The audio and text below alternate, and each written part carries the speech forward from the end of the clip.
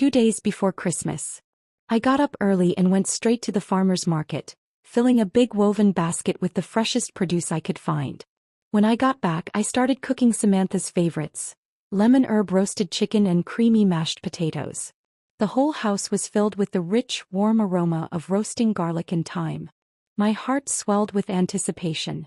I laid out the tablecloth, fluffed the pillows, and sat on the couch like a kid waiting for Santa Claus, eyes fixed on the door. Samantha had just wrapped up her first full-time job after college. She'd insisted on working through the final day, wanting to leave a good impression on her boss. I always knew she was a hard worker. It was just past 7 when the front door finally opened. I sprang to my feet, smiling wide, arms already half raised for a hug. But she didn't even glance at me. She made a beeline straight into her father Zach's arms, practically bouncing. "Dad, I got a $5,000 bonus this year." Zach lit up like a Christmas tree, his face bursting into pride. He patted her gently on the head. "That's my girl. I'm so proud of you."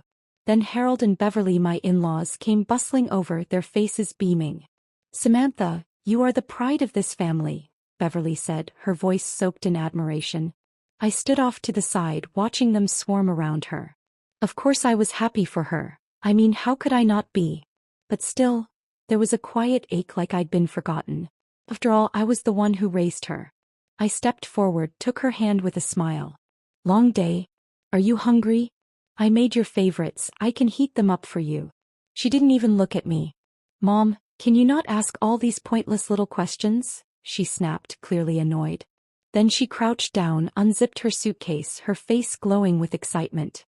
She pulled out a stack of neatly wrapped envelopes and arranged them proudly on the coffee table, like she was about to announce the winners of a game show. Just then Zach's younger brother Jason and his wife Emily walked in. Their eyes immediately landed on the envelopes spread across the coffee table. "Wow, Samantha, looks like you're doing pretty great at your job," Jason said, genuinely impressed. "I'm guessing these are gifts for everyone? That's really thoughtful of you." The moment Samantha saw Emily, she jumped up with a squeal and hugged her tight. "Auntie, I missed you so much." I stood frozen in place. In that instant it struck me she could treat anyone as family. Anyone but me. As everyone gathered around, Samantha cleared her throat and beamed. "To thank you all for supporting me this year, I prepared a little something for each of you. This one's for Dad. A $1,000 Visa gift card. Grandpa and Grandma each get a $300 spa voucher.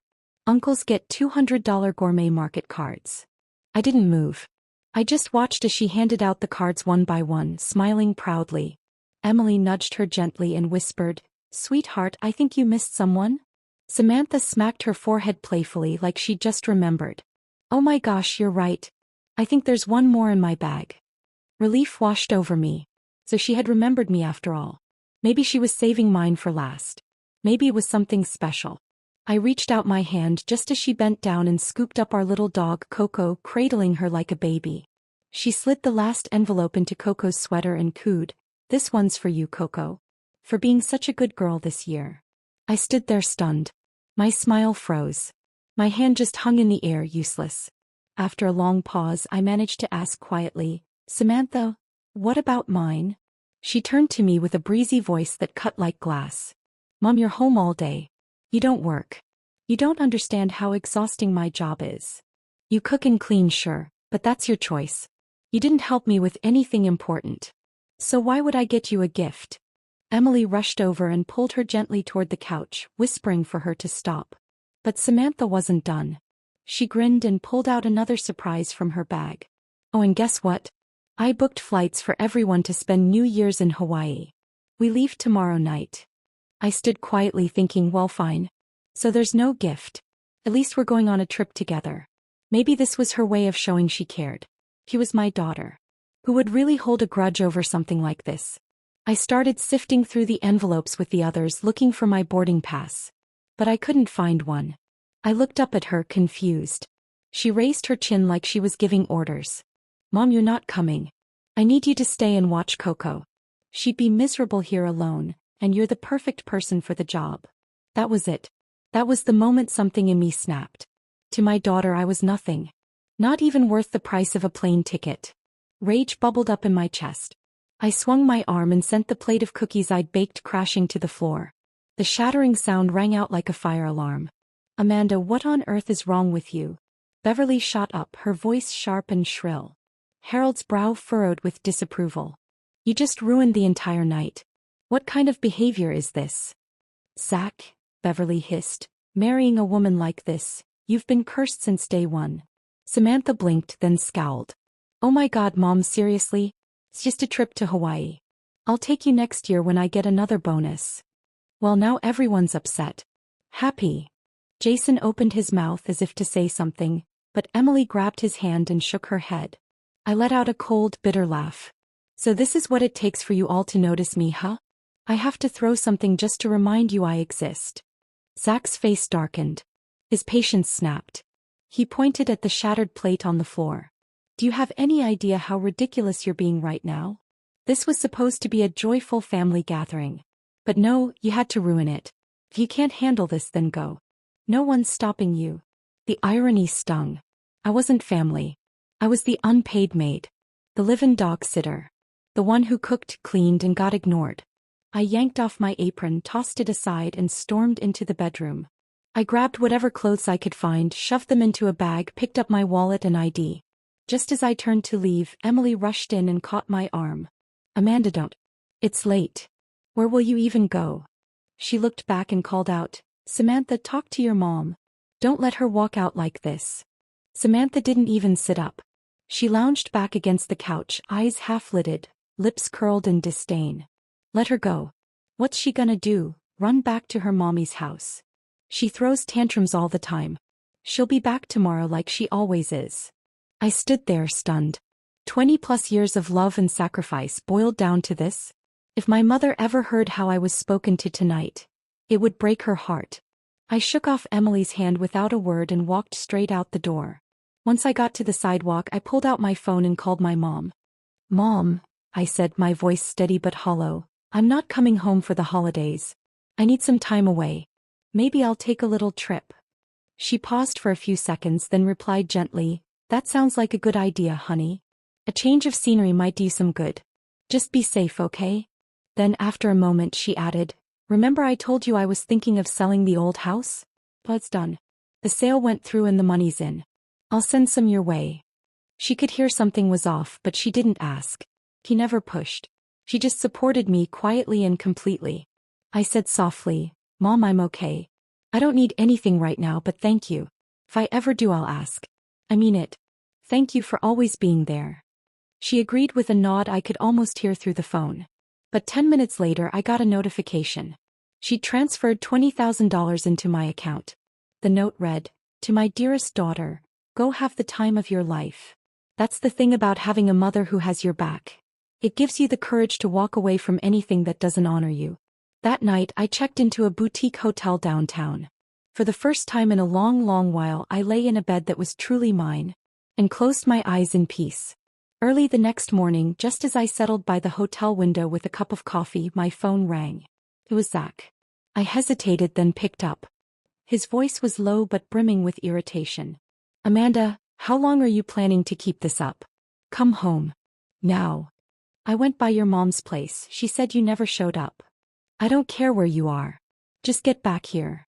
I didn't say a word. I simply ended the call. Who did he think I was? The housemaid? Some on-call servant he could summon with a snap of his fingers? The nerve of that man, to bark orders like he still had any claim over me. Moments later my phone buzzed again, this time with a flood of texts from Samantha. Mom, seriously? Aren't you too old to be acting like this? Going missing in action just to get attention? How immature can you be? We're flying to Hawaii tonight. If you don't come back, who's going to watch Coco? If anything happens to her, I'll never forgive you. I stared at her messages, lips curling into a bitter smile. This was my daughter, the one I raised with my own 2 hands, speaking to me like this. I once held her like a treasure. Now she saw me as nothing but a burden. Utility. Tears welled up again, but this time I let them fall. And I swore, it would be the last time. I remembered when she was little, so sweet and full of love. She used to wrap her tiny arms around my neck and whisper, Mom, you're the best mommy in the whole wide world. When I grow up, I'm going to buy you the prettiest dress. I can still picture her cuddled in my lap, all softness and smiles. But after elementary school, her focus slipped. Her grades dropped. Zach said she needed more attention at home and pushed me to quit my job. Without a second thought, I resigned. I became a full-time mom, putting everything else aside for her. But the older she got, the colder she became. I still remember the day she stormed into the house, fuming. "Stop coming to parent-teacher conferences. Everyone knows you're a housewife. It's embarrassing. You can't help me with calculus or else. What's the point of you sitting around all day? You don't bring in money and you still argue with Dad?" Over and over I told myself, she's still young. One day she'll understand. I waited through high school.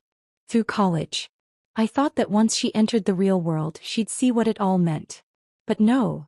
This was what I got in return. 20 years of silent, invisible sacrifice, and now I stood here, staring at a daughter I could barely recognize. That New Year's Eve morning, she sent a final string of messages. "Nice going.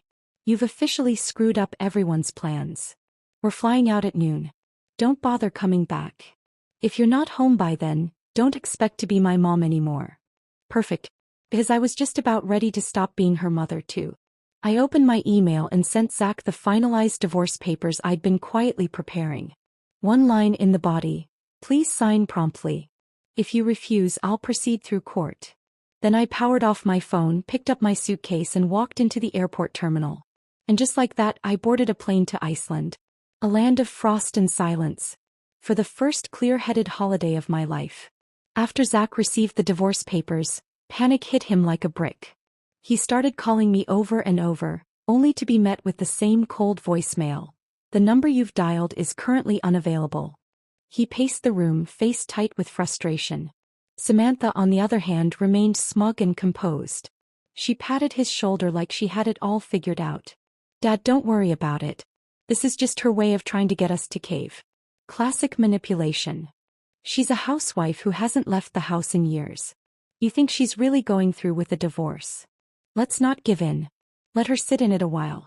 This'll teach her a lesson, show her who's really in charge around here." Zach's parents nodded in agreement from across the room. "She's gotten too used to being pampered," Beverly muttered. "Divorce? Please. What kind of life does she think she'll have without you?" Harold added with a scoff. And with that, the whole family cheerfully wheeled their suitcases into the airport, ready to kick off their vacation like nothing had happened. That evening, Samantha posted a photo from their hotel restaurant on social media. Glasses of champagne raised, bright smiles, all basking in the glow of what looked like a perfect family holiday. I glanced at the image, then calmly powered off my phone. Meanwhile, I was sitting with a group of new friends, bundled in thick coats around a crackling fire pit. Snowflakes drifted down around us, and above, the northern lights danced across the Icelandic sky. We clinked beer bottles and laughed, no obligations, no roles to perform, just freedom. The kind I hadn't tasted in 20 years. I let out a quiet laugh and whispered to myself, "Being young is nice. But being free, that's better." I snapped a few photos of the aurora and posted them on Instagram with a simple caption. "Feels like a dream. You only get one life. Be good to yourself." Within a minute, Samantha's voice message popped up in my inbox. Her voice was high-pitched, furious. "How could you? You're using Dad's money to go on some wild vacation by yourself. I worked my butt off all year and barely saved anything. Do you even care about us? You're so selfish." I didn't listen to the rest. I just swiped it away. She was right about one thing though. I was being selfish. And for once in my life I was finally okay with that. To breathe, to live on my own terms. I only regretted not doing it sooner. So I posted another photo, my boarding pass for a flight to Norway. The caption was just 4 words. "Next stop even brighter." That was the moment Samantha finally broke. She started calling non-stop, leaving voicemail after voicemail, frantic texts demanding answers. Why had I run away? Why was I wasting money? Why was I acting like a child? I didn't answer. Not a single call. Eventually I blocked her number. Fuming, she changed her return flight. The 7-day trip was cut short to 2. She stormed into my mother's house the next evening, bursting into tears in the living room. "Grandma. Mom's being totally selfish. She ran off overseas while we were trying to celebrate as a family. She cut contact with all of us. And she's spending all of Dad's hard-earned money. Now she's even blocked me. You have to talk some sense into her." My mother sat silently for a long moment, then looked up and said calmly, "Let me ask you something. When your whole family flew off to Hawaii, did any of you ask if your mother wanted to come?" Samantha froze. Her mouth opened but nothing came out. Zach jumped in quickly, trying to smooth things over. "Bess, you've got it wrong. Amanda said she didn't want to come. She was trying to save money." My mother gave a dry, biting chuckle. "That's funny. Just now you said she was spending too much. Now she's saving? Which version is it? Let me make this perfectly clear. No one gets to bully my daughter. She has me. And with me behind her, she will never need anyone's pity. She doesn't lack for anything. Least of all your crumbs." Then she stood up, pointed to the front door and said without raising her voice, "Get out." Zach and Samantha shuffled out, stunned. It wasn't until they were sitting in the car, silence hanging thick between them, that Zach blinked and muttered, "Wait. I remember now, your grandma mentioned she was selling the old house. From the way she talked today, it's probably already sold. And if it is, she must have given that money to your mom." Samantha's face drained of color. "What? Grandma sold the house?" she gasped. "That place is worth a fortune. No wonder she filed for divorce. She wants to take that money and run. This can't happen. We have to get that money back." From that day on, Samantha changed. She wasn't the smug, self-assured girl I'd left behind. Now she messaged me constantly, asking how my day was, if I was enjoying the trip, how the weather was when I planned to come home. As if a few sweet words could erase everything she'd said to me. She thought I'd melt the moment she acted soft like I always used to. But not this time. For days I didn't reply. Then one night she sent a voice message. Her voice trembled, thick with tears. "Mom, I messed up. I'm so sorry. I didn't mean any of it, I was just so angry. I didn't think you'd really leave. Please come back. I swear I'll be different. I'll change. Just come home, okay?" I listened and laughed quietly. She still didn't get it. I didn't walk out because of a plane ticket. I left because I finally saw the truth. What I meant to this family. Where I stood. And I wasn't going to stand there anymore. I deleted the message. And I kept moving forward. 1 month later I came back. The moment I stepped through the front door, Zach looked like a drowning man grabbing for a lifeline. He picked up his phone with shaking hands and called Samantha. "She's back. Get home now. I told you she wouldn't go through with it. If she actually signed those papers, we'd be out 300 grand. Samantha showed up in a flash. As soon as she saw me, she threw her arms open and rushed forward. "Mom, you're finally back. I missed you so much." I raised my hand and stopped her cold. Then calmly I pulled the divorce papers from my bag and laid them flat on the table. My voice was even. "Taken. Go ahead and sign these. Keep the house, the car, the daughter. I want none of it." Zach's grin froze in place. His face turned a sickly shade. "Amanda," he said, stunned, "how could you do this? You know how hard I've worked all these years. You sat at home enjoying life for 2 decades and now you just walk away. All because you felt a little left out? That's worth throwing away a marriage." I stood tall and met his gaze, then slammed the papers back on the table with a cold thud. "You think being a housewife is easy? You think Samantha turned out this way by accident? It was you who made me quit my job to raise her. And it was you who spent years tearing me down in front of her, telling her I was worthless because I didn't bring home a paycheck. Your parents sneered at me every chance they got and you never once defended me. She disrespects me because all her life she's only ever heard you say I was just some freeloader." Zach's face twisted and his tone turned ugly.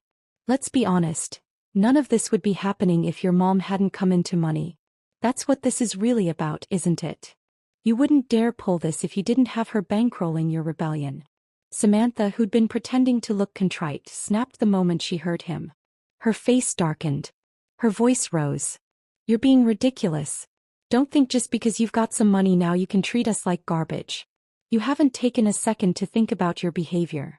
I looked her in the eye. My voice was icy calm. "Samantha, I truly hope one day you'll learn to think for yourself instead of parroting whatever your father says. I raised you with everything I had. I didn't raise you to treat your mother like she's beneath you. She opened her mouth but nothing came out. I turned to both of them and said slowly, deliberately, "If you won't sign, I'll take this to court. I'm ready either way." And with that I turned, opened the door and walked out. I didn't look back. Not once. Because in that moment I knew. I was no longer the woman trapped in the kitchen. I was free. And I had no intention of ever going back. The very next day after I left, Zach and Samantha showed up at my mother's house. That morning the doorbell rang. My mom told me later it was the two of them again. Same faces, same tone, just a different stage. Yesterday they'd played the pitiful victims in front of me.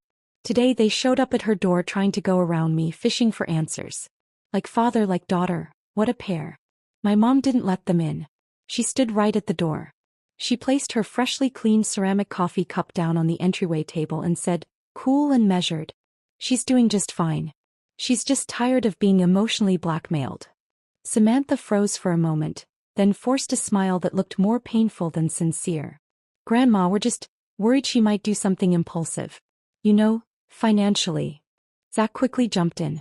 "Yes, Bess, we're only trying to protect the family assets. She's just emotional right now."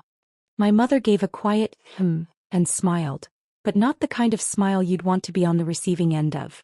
"So that's what you're here for," she said, voice sharp beneath the calm. "You want to know what she's doing with the money, don't you?" They tried to backpedal to explain, but she didn't give them the chance. "I've already spoken with a lawyer. Amanda's a grown woman. She can make her own decisions. And if you're hoping to squeeze anything out of me, don't waste your breath." Then she added, almost as an afterthought, but each word landed like a gavel strike. "Stop treating her like she's still some pushover housewife. She knows how to protect herself now. Legally." The door didn't slam, but it shut with quiet finality. That afternoon I sat in my mom's study for hours. The documents my lawyer had sent were spread across the table. Trust structures, asset statements, banking records. I stared at them for a long while, almost dazed. For the first time in my life, the papers in front of me weren't handed to me by someone else with a sticky note saying, "Sign here." They were mine. And the decisions were mine to make. My mom stood by the bookshelf holding a cup of red tea. Her voice was steady. "This money," she said, "was something I always meant to give you later. For your future, to make sure you'd be secure." She paused, then looked straight at me, those gentle eyes now lined with age but sharper than ever. "But it turns out you need it now." She came over, sat beside me and placed her hand gently over mine. "Amanda, your father and we woke up too late. By the time we realized we had to protect ourselves, we didn't have much left. But you, sweetheart, you still have choices." My throat tightened. My eyes stayed dry, but only because the ache was buried too deep. I picked up the pen. And for the first time I wasn't signing an insurance policy for Zach. Not a loan guarantee. Not a joint purchase agreement. I signed my own name, sole owner of the trust. And my hand didn't even shake. I did a few very important things that day. I froze all joint accounts with Zach. Every penny I owned was moved into a brand new private account under my name only. I updated my will. Every authorized name that had once been Zach's or Samantha's was removed. I emailed Heather, my lawyer and college friend, with full instructions to handle the divorce. Heather has the mind of a legal textbook and the loyalty of a sister. I called my financial advisor and activated enhanced verification protocols. No money moves without my explicit in-person consent. A week after I made the financial split, Samantha reached out again. This time it was a voice message, her tone light and breezy as if nothing had ever happened. "Mom, you're amazing. Going to Iceland and Norway all by yourself. Was it beautiful? I'd love to hear about it. Maybe next time we can travel together somewhere even farther." I didn't respond. A day later another message came in. This time her voice was tight, brittle. "Mom, things haven't been great lately. There were layoffs at work and I was thinking, maybe I could come home and stay with you for a while." So I said nothing. I wanted to see how long she could keep the act going. 2 days later she sent a screenshot of a credit card statement. Caption read, "My card's maxed out. Really wish I hadn't spent so much before. I miss you, Mom." That one nearly made me laugh out loud. Miss me? Or miss my money? Her teary apologies, her regret. It was all part of the script. And I knew exactly what came next. If I caved even a little, she'd ramp up the drama. Cue the act. The prodigal daughter begs for forgiveness. I ignored her again. But this time I quietly installed call recording and screen mirroring software on my phone. Because when the apology phase ends, the manipulation phase begins. And I was done being caught off guard. On the fifth day, just as I expected, she called. The moment I picked up, her voice was already quivering with tears. Mom, I really can't do this anymore. I fell downstairs today just outside my building. No one helped me. I was lying there alone, and all I wanted was to call you. I didn't say anything. Just silence. She waited a beat, then shifted gears, her tone tightening. Did you change your bank password recently? I tried to check your utility bill yesterday and I couldn't log in. I smirked quietly, though my voice remained calm. I've upgraded my account security. The bank recommended it, said identity theft is on the rise. Her voice sharpened immediately. Mom, I'm not some stranger. I'm your daughter. Are you seriously protecting your account from me? I didn't argue. I stayed steady. If you really want to help, send that paperwork I asked for last month. But don't touch my bank account again. She went quiet. Just for a few seconds. Then let out a bitter laugh. Fine. So I really am an outsider now, huh? No, I replied evenly. You made yourself one the day you started treating me like an A-team. There was a loud thud. She'd slammed her phone against something. Then, as if the dam finally burst, she snapped. You think you're so above it all, don't you? That trust fund isn't just yours. You lived off Dad's money your whole life and now you want to keep everything for yourself? Just because you got a divorce. There was the truth. She wasn't looking for forgiveness. She was looking for a balance sheet. For inheritance. For control. I tapped my screen to activate the recording overlay. My tone stayed measured, every word intentional. Samantha, you're aware this call is being recorded, right? I'll be forwarding it to my legal team as supporting evidence in my petition for a no-contact order. Silence. Then I heard it. Her composure crumbled. She started sobbing. Full body guttural crying. I can't do this anymore. How can you be this heartless? Don't you remember that night I had a fever and you didn't sleep sitting by my bed the whole time? Doesn't any of that mean something to you? I took a breath. A deep, steadying breath. I remember, I said softly. I remember how I didn't drink a drop of water that night, scared you'd wake up and not see me there. I remember when you were 6 and you said you'd buy me a house when you grew up. When you were 10, you promised to take me to Hawaii. But I also remember how you told me I was embarrassing for being a stay-at-home mom. You asked me not to show up at your parent-teacher conferences. You told me I was useless, that I couldn't help with your homework, that I didn't earn money and didn't deserve respect. She shrieked through the line. So you're cutting me off over that? You'd throw away everything for this? My voice dropped to a whisper, cold, clear. No. I'm cutting you off because you're using the love I gave you as leverage. Because you think affection is a bargaining chip. I can forgive immaturity, Samantha.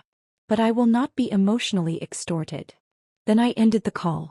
I opened her contact profile. Blocked her on every platform. Set her profile so she could never add me again. And I didn't leave so much as a goodbye. That evening I opened the fridge and saw the pickled cucumbers I'd made the day before. I'd made them with her in mind, just in case she showed up at my door apologetic one last time. Now I took the jar, walked it to the trash can and dropped it in. I wasn't saving anything anymore. Not even the hope that she might come back. Amanda, your husband made his move. I had just poured my morning coffee when Heather, my attorney, said it over the phone. Zach filed a petition.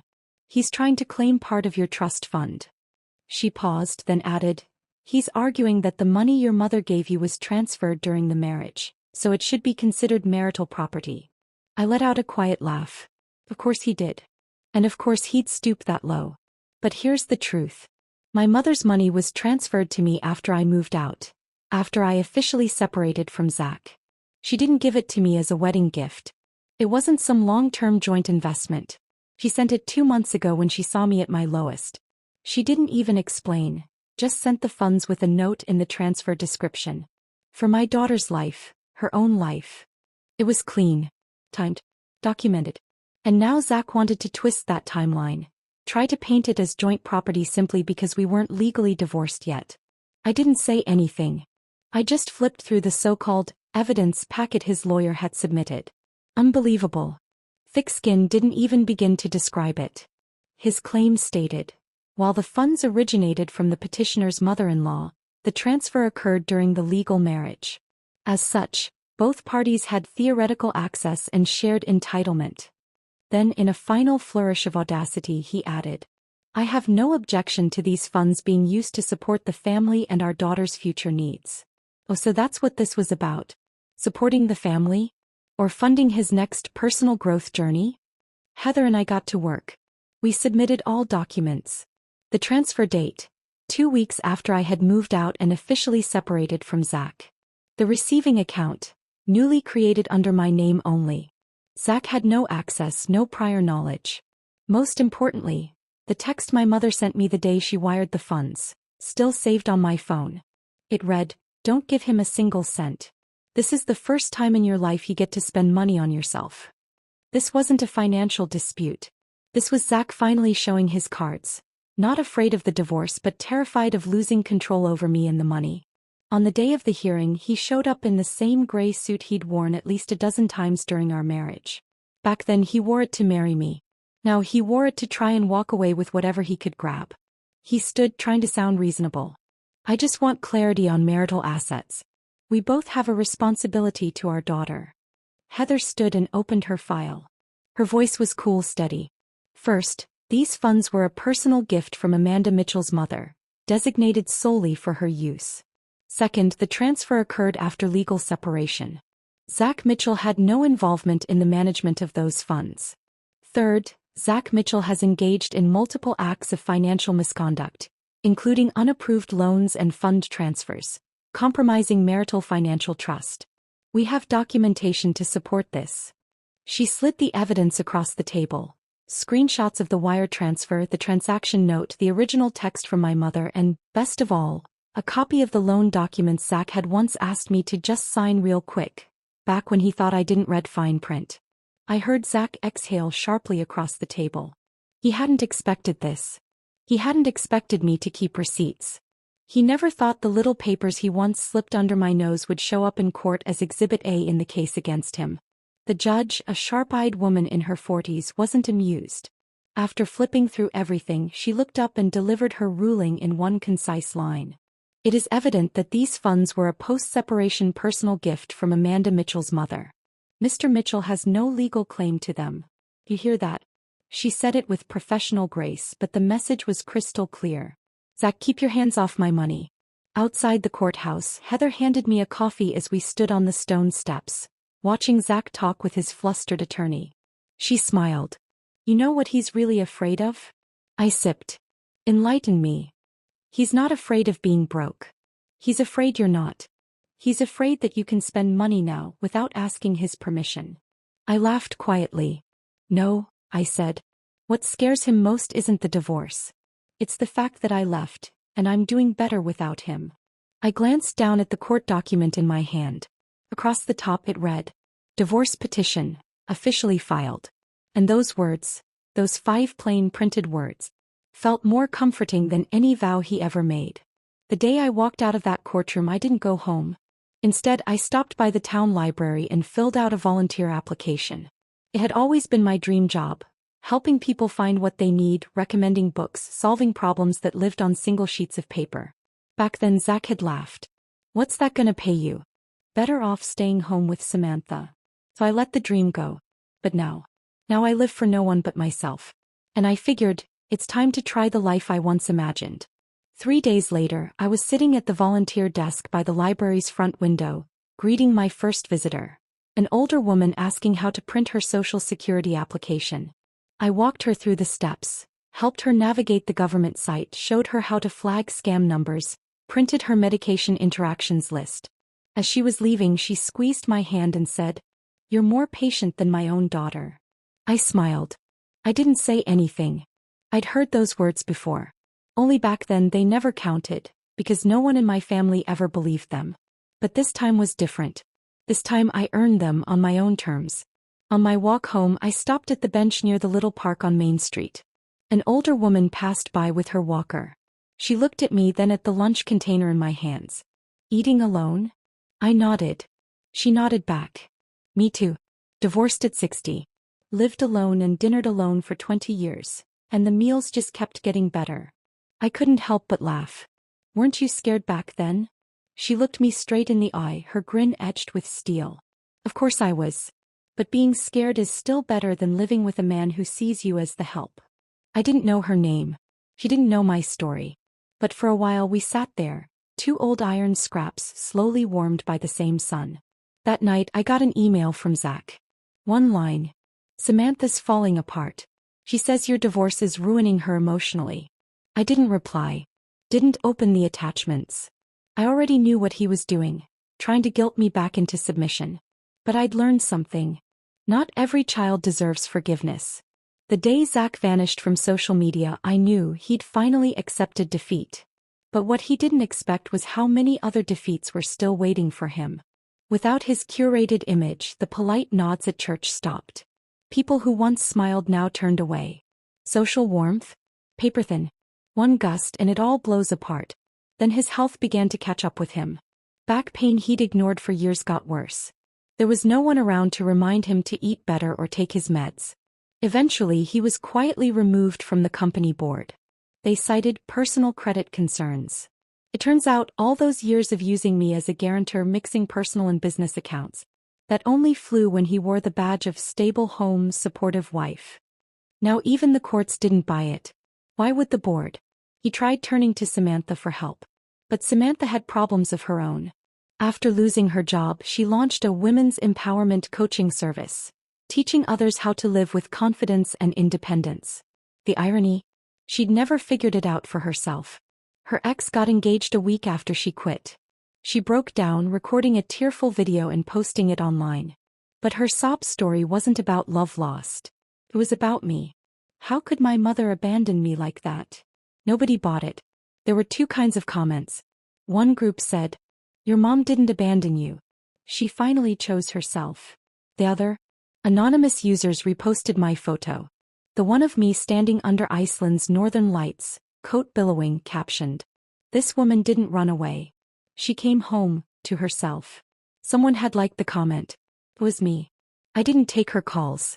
Didn't open Zach's new emails. They no longer deserved my time. The only thing tying them together now? A joint legal invoice.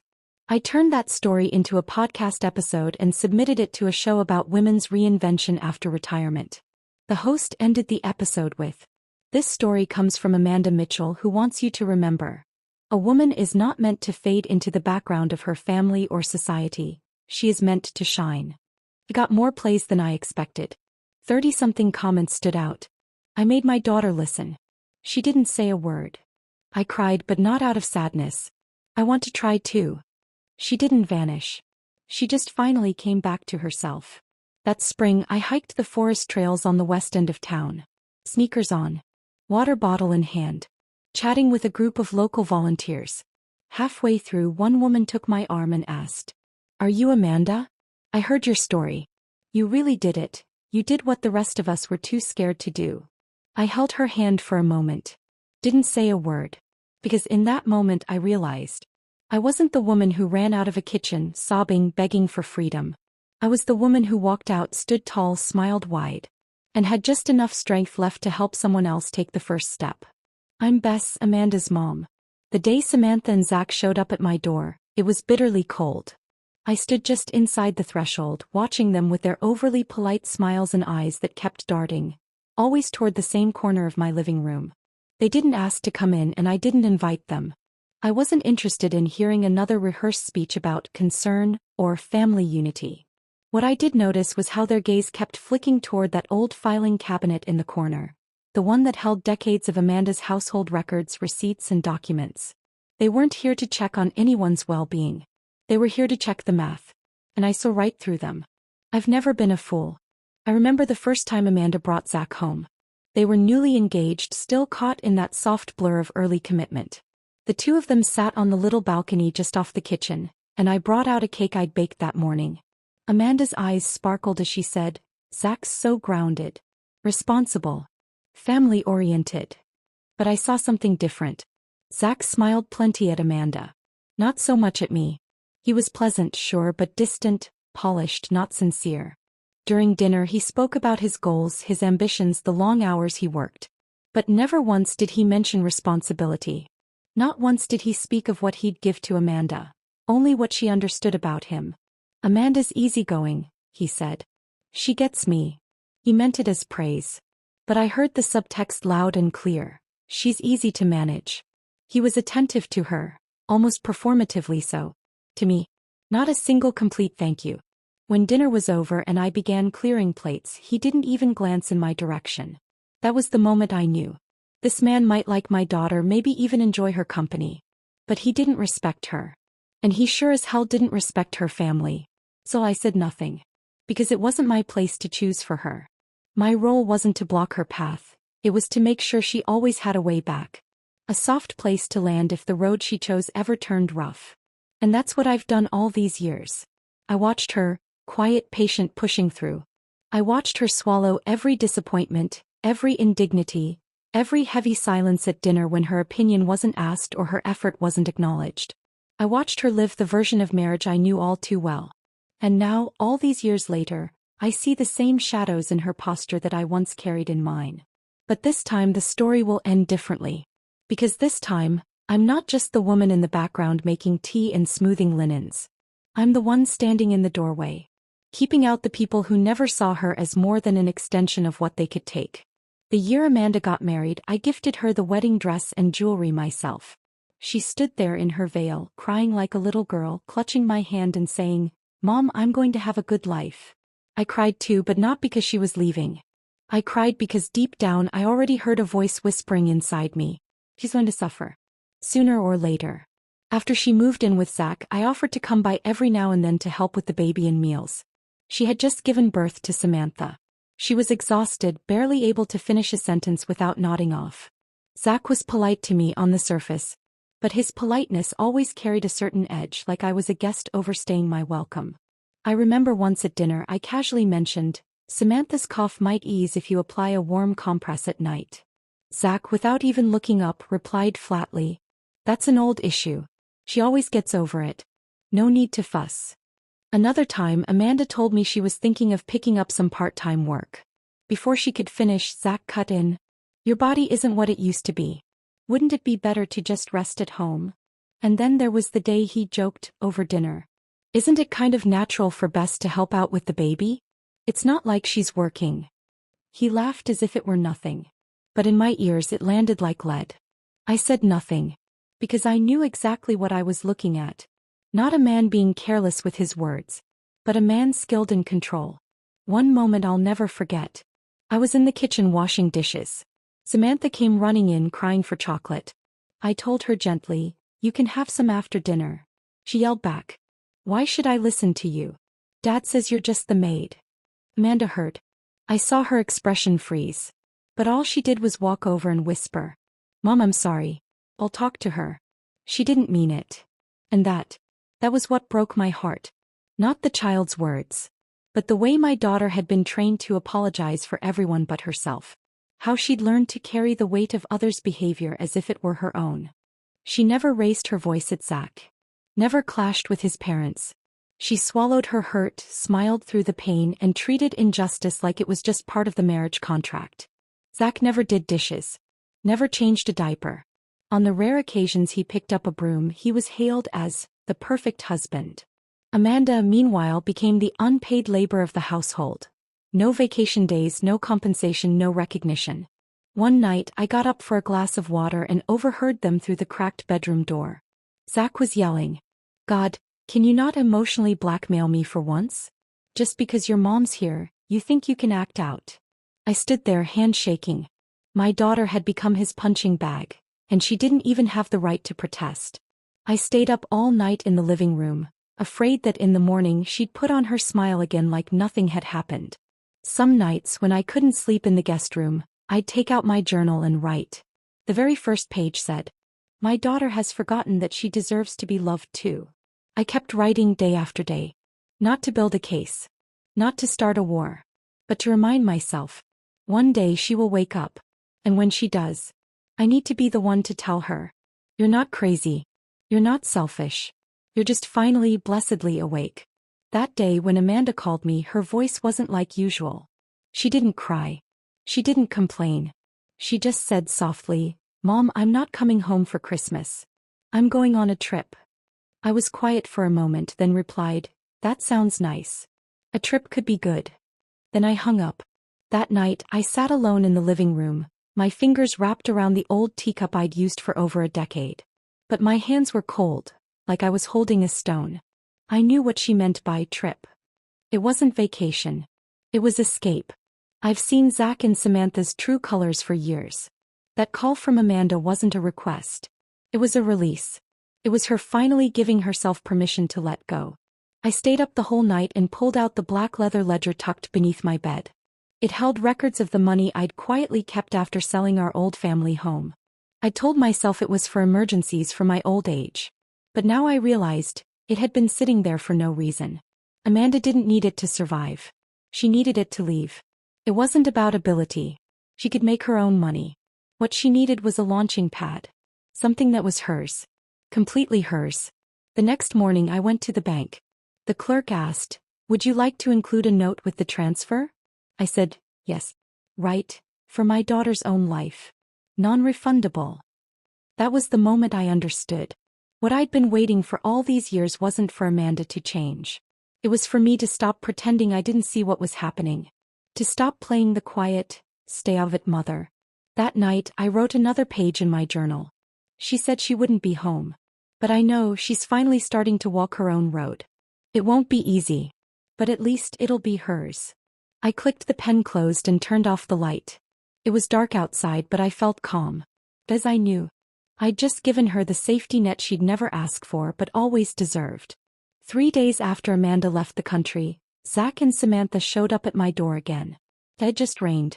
The air still carried that rich, damp scent of soil. They stood there with smiles too wide to be real. "Grandma, we just wanted to check in on you," Samantha chirped, pulling out a box of perfectly packaged cinnamon rolls. "Your favorite." I didn't take them. I simply stepped aside to let them in. Not because I'd softened, but because I wanted to hear exactly what game they were playing. And right on cue, once the box was set down, Zach spoke first. "Bess, we heard Amanda's doing well. Off traveling, huh?" Samantha added quickly, "Yeah, she posted that Aurora photo. Stunning. Even my friends were jealous." I said nothing. Just poured each of them a glass of water. I watched them exchange looks like they were trying to decide who'd say it. Finally, Zach cleared his throat and said the words that had been sitting on his tongue the whole time. "Bess, we heard you sold your house recently, and, well, Amanda received the funds."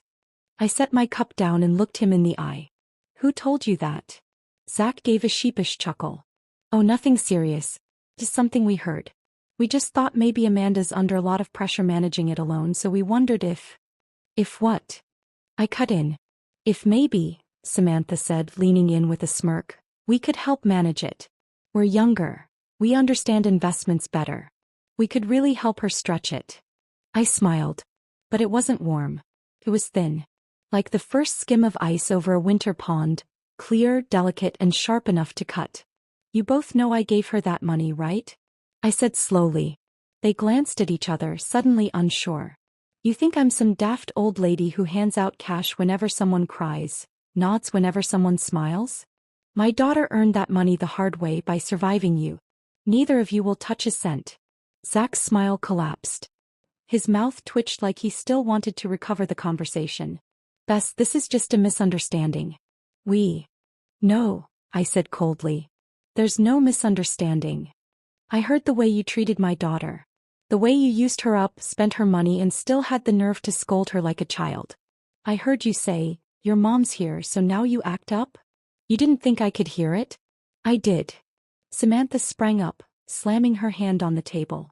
"You're trying to sabotage our marriage. My mom never said anything bad about you." I let out a bitter laugh. "Of course she didn't. He protected you. But I don't. I only protect her now." I walked to the door and pulled it open. "I've said what I came to say. You won't touch that money. And if either of you show up again, I will call the police. Don't assume age means weakness.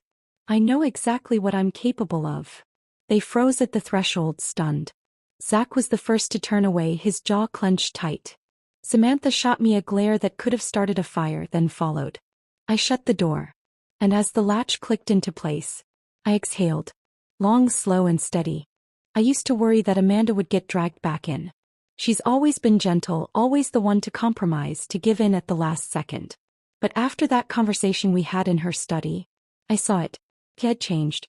She was no longer the woman she used to be. A few days later, I quietly slipped into her courtroom hearing. I sat in the very last row, hidden behind a column, watching her in a crisp, sharp-cut suit, standing tall at the plaintiff's table. She didn't cry. She didn't flinch. When Zach's lawyer tried to twist the facts, to ask the kind of questions meant to confuse and corner, Amanda answered clearly, calmly. Her voice was unwavering. Her eyes steady. She wasn't that woman who swallowed her pain anymore.